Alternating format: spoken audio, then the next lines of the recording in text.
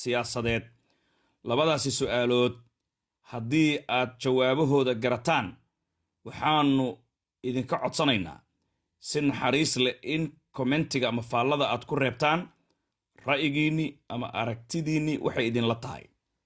midda koobaad, madaxweynihii hore ee Soomaaliya mudane Xasan Sheekh Maxamuud hawiye wuxuu ugu sheekeeyey in daarood ay ka aarsanayaan tii Cabdilaahi Yuusuf Axmed uu ku dhigay 2007 ciidamada Itoobiya iyagoo calanka sida Baydhabo ay ka soo galeen oo magaalada Muqdisho caasimadda Soomaaliya 16 sano dawladnimo madaxtooyada loo diiday.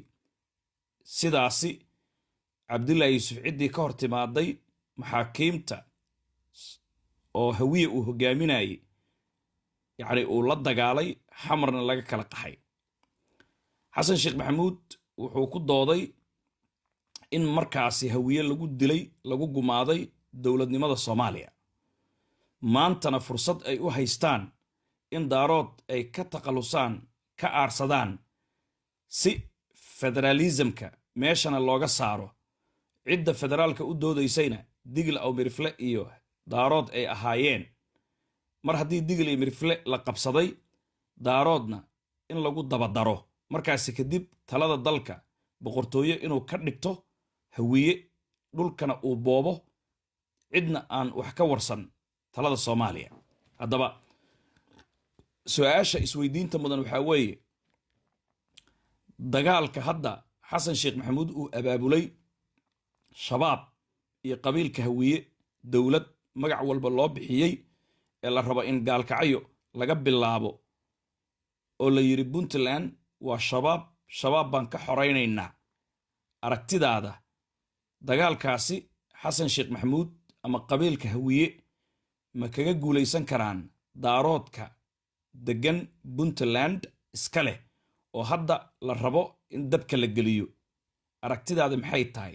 dagaalkaasi daaroodka iyo hawiyaha yaa ku guulaysan karay kula tahay? su'aasha labaad, ciidamada maqaarsiib ee dawladda Maryland oo dagaalka dhabta kula jira salbalaar tuuda ku soo duushay deegaanada Maryland oo hadda Baydhabo ay haysato kufsiga dhaca iyo boobka isbaaradana ay ka wadaan iyo isirsifaynta gumaadka iyo beegsiga. yacni ciidamada maqaarsiib doorashada guddoonka baarlamaanka federaalka Soomaaliyeed intaanay dhicin ma laga yaabaa in ay qabsadaan magaalada Baydhabo ay la wareegaan mar hadday awoodi karaan saacad kasta inay Baydhabo soo weeraraan ay qabsadaan? mise aragtidaada waxaa weeye doorashada guddoonka baarlamaanka Soomaaliya aanay dhicin oon lagu kala bixin la sugi maayo maqaarsiib inay Baydhabo la wareegaan oo ay qabsadaan? arbushaad waa laga yaabaa, laakiin in gebi ahaanba doorashada baarlamaanka federaalka Soomaaliyeed guddoonkiisu Muqdisho oo Jaamac iyo Saadaad Maxamed Nuur Caliyow hadda ay isku hayaan aanay kala adkaanin ama aanay dhicin ka hor maqaarsiib Baydhabo ma qabsanayaan, taasoo loo filayo Agoosto horraanteeda in ay ka dhacdo caasimadda dalkeena Soomaaliya magaalada Muqdisho.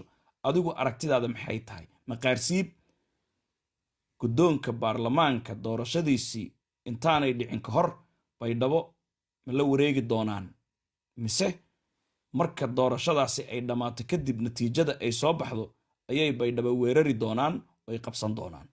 adiga maxaa kuu muuqanaya fakarkaaga? dardaarankeena waxaa weeye camalkana ilaahay dartiisa u qabo, maxaa yeelay midkaad u camal falaysaa daraaddii eebe wuu arkayaa. sahaydana badso, safarka waa uu dheer yahay, xamuulkana iska yaree, kaabadda la fuuli doonaa mid adag weeyaan. naftan la isu dhiibaya la isma siine muuqaalkan muuqaalka xiga ka hor haddiina la kala qaatana ballantanada waxaa weeye inaan ku kulanno xawdkii nebi maxamed calayhi salaatu wasalaam. guulaysta oo liibaana.